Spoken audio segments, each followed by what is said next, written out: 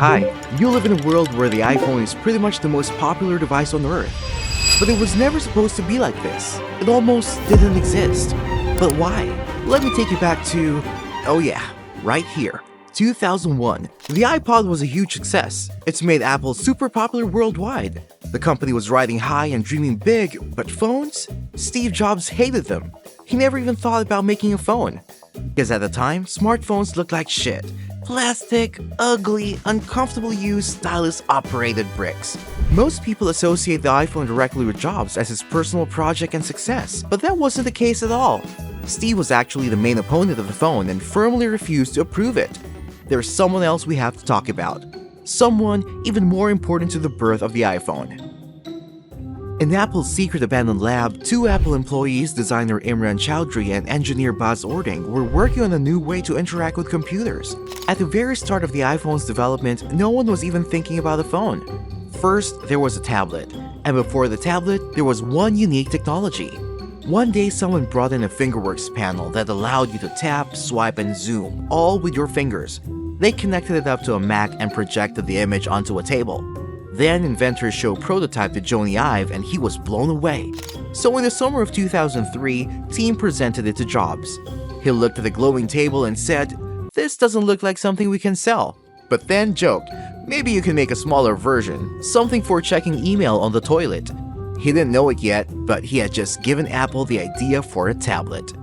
Having finalized their idea, they showed the real concept of the tablet.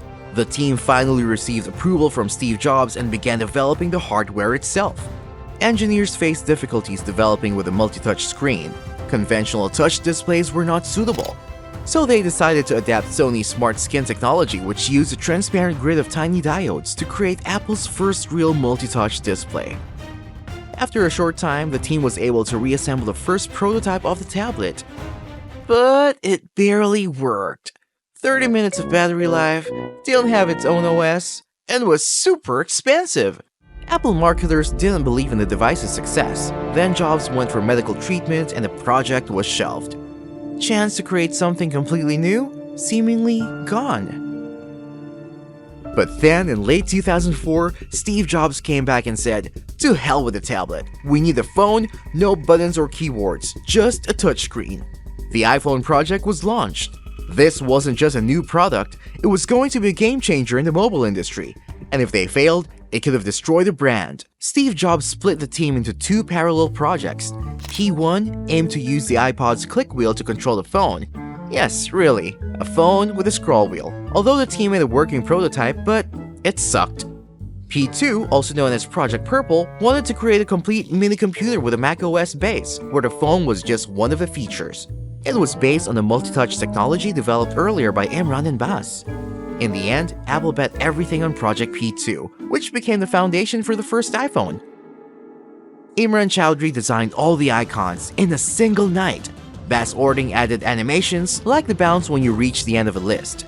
They weren't just building a product, they were inventing a completely new language for interacting with a phone. But a pretty interface isn't enough. This thing had to actually work. So engineers added apps, a web browser, and a QWERTY keyboard on glass. The bloated macOS was trimmed, refined, and renamed iPhone OS. And boom! That was the moment. Now it was real.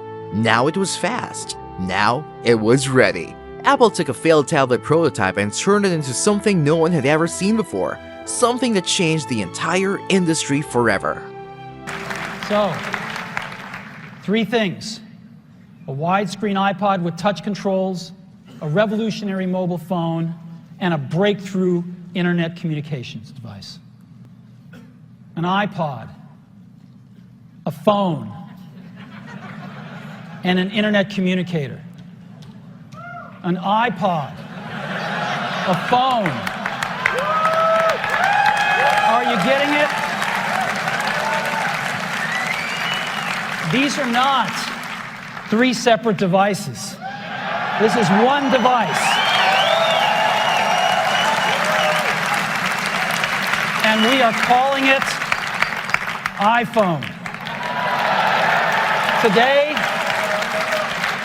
Today, Apple is going to reinvent the phone. The iPhone sold 270,000 units in 30 hours. It was Apple's most successful device launch in history. This was a game changer for the entire industry. It was a camera, an iPod, a notebook, an alarm clock. It was an entire computer with a touchscreen in the palm of your hand. Apple knew they were onto something. They knew that this phone could do infinite things. So in 2008, Apple introduced the iPhone 3G. It was faster, more energy efficient, and supported 3G networks. It also had built-in GPS, which made it possible to use maps. That same year, Apple launched the App Store, which allowed developers to create their own applications for the iPhone. Within a month, App Store had sold over 60 million applications and had a daily revenue of over $1 million. By October 2008, Apple was the third largest mobile device supplier in the world due to the success of the iPhone. Soon after, they released the iPhone 3GS, now with 256MB RAM, 3-megapixel camera, and finally it could record video. And it was able to run Cyberpunk. Just kidding. Then they released the iPhone 4, which had new glass design, flat edges, and a revolutionary high-resolution Retina display. It was the first iPhone to feature a custom-designed A4 chip and 512MB of RAM. Oh, and they added a front camera, so now you can talk via FaceTime. The smartphone broke all sales records. It sold 1.7 million units in 3 days. But then, reviews came out. The iPhone 4 still kinda sucked. Users began losing signal simply by holding the phone in a certain way. People call it the death grip. Apple called it a software issue. But the reason was the built-in antenna in the stainless steel frame. This was first iPhone Gate, called Antenna Gate. To fix it, Apple gave away free cases. Nice solution, right? This also became the last iPhone unveiled by Steve Jobs himself.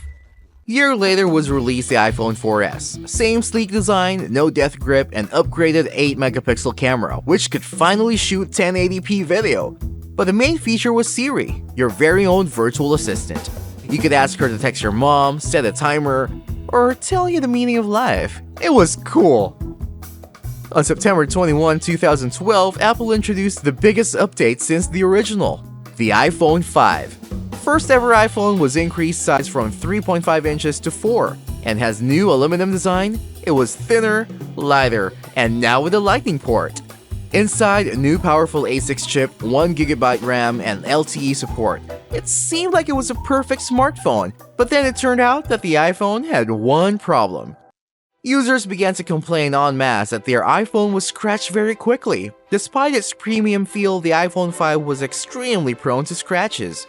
Edges scuffed in pockets, backs wore out fast. Some buyers reported visible scratches just hours after unboxing. But Apple weren't about to slow down. A year later, they show not one but already 2 new phones, the iPhone 5S and 5C. At first glance, 5S looked just like the iPhone 5. Same aluminum body, same display, same lightning port, but inside, it was the first phone ever with a 64-bit processor. The new A7 chip was up to twice as fast as the A6. But that wasn't the main event. The big new feature was Touch ID. For the first time, you could unlock your phone with your fingerprint. No passwords, no swiping, just a touch. It was fast, it was secure. But what about iPhone 5C? Essentially, a repackaged iPhone 5. Same specs, same screen, but now in a bright candy-colored plastic design. The iPhone 5S and 5C weren't revolutionary, but they set the stage for what was coming next. By 2014, Android phones were getting bigger. The iPhone's 4-inch screen was not enough, and Apple had to do something. So they did. They launched the iPhone 6, and for the first time ever, the iPhone 6 Plus. Big screens, thin bodies, rounded edges. Finally, Apple had entered the big phone game. But what seemed like a perfect move turned out to be Apple's next serious problem. The regular iPhone 6 had a 4.7-inch display, 15% larger than the 5S, and the 6 Plus, massive 5.5-inch screen. It was the thinnest smartphone in the world. Inside, new chip, camera has an optical image stabilization. Oh, and for the first time ever, they added Apple Pay. And it worked massively. Apple sold over 220 million units, making the iPhone 6 generation the best-selling smartphone of all time. Perfect, right? Well, not quite. Something started happening. Something weird. Phones started bending. Not metaphorically, literally bending.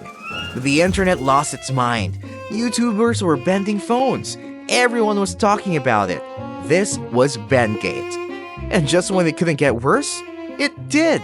The iPhone 6 Plus had performance issues. Its screen had a non-standard resolution, the A8 chip and 1GB RAM couldn't keep up. The result? Apps froze, scrolling lagged, multitasking sucked. Apple has worked on the bugs and then released the iPhone 6s and 6s Plus, which fixed all software and hardware issues of previous generation. Stronger body? Check out. They use a 7000 series aluminum, the same stuff they make airplanes from. Performance? Fixed. They doubled the RAM to 2GB and added the A9 chip, which was 70% faster than the A8. The camera also got a big upgrade from 8 megapixels to 12 megapixels, and now it could shoot 4K video. 4K video on your phone in 2015? It was cool. But there was one more thing called 3D Touch, a pressure-sensitive layer underneath the display that you would press a screen harder to get new actions. Sounds amazing, right? Well, most people didn't use it. And spoiler alert, it's gone.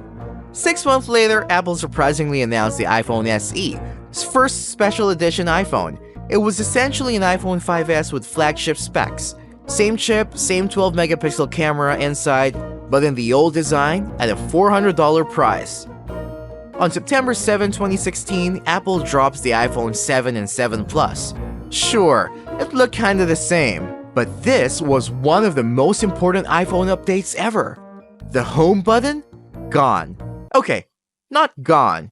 It was now just solid glass with Touch ID and Taptic engine behind it. No click, just vibes. Also, it was the first iPhone with water resistance, stereo speakers, a new 256GB storage option, and no headphone jack. Gone. Just gone.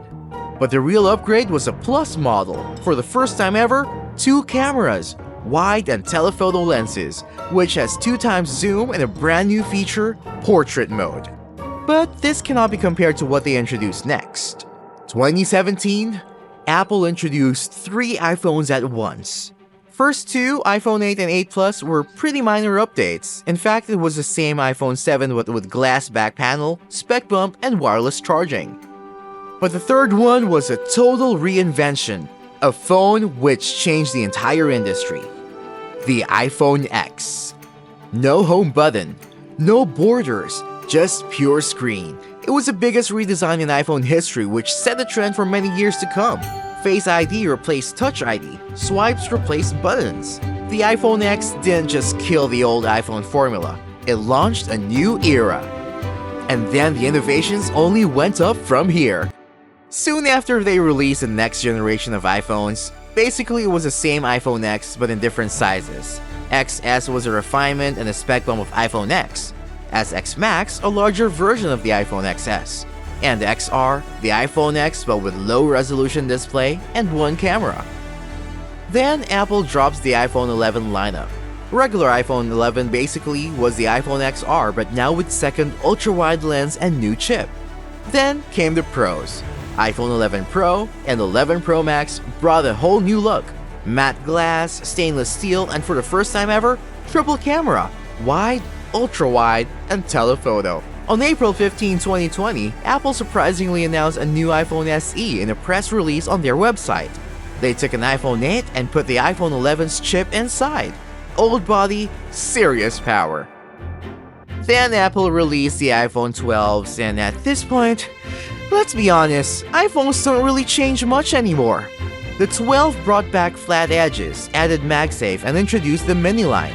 The 13th generation gave us a smaller notch, 120Hz ProMotion display, and ProRes video. Then Apple re-released the iPhone SE. Again, same body from 2017, but now with 5G. iPhone 14 lineup introduced the Dynamic Island, a 48 megapixel camera, and an always-on display. 15 iPhones brought USB-C, Pros got titanium, an action button, and something called Apple Intelligence, which honestly didn't really matter to most people. And there's iPhone 16. The base models got a new camera layout, The pros, slightly bigger screens, new microphones, more camera stuff and camera control, which, honestly, useless. Now iPhones are at the peak of their evolution. Every year, Apple adds just enough to keep the cycle going. A new small feature, a new lens, a new button, but the big leaps, they're gone. And that's the challenge. It's hard to keep innovating when your product is already almost perfect. Now, Apple's job isn't just to improve the iPhone. It's to make something new that people actually care about, something which changed the industry. Because what made the iPhone legendary was never just the hardware, it was the risk, the insane billion-dollar gamble, the idea that a tiny touchscreen slab could change the world, and somehow, it did. This was a story of how the iPhone was made, a story of sacrifice, reinvention, and relentless ambition, a story of a device that changed the world.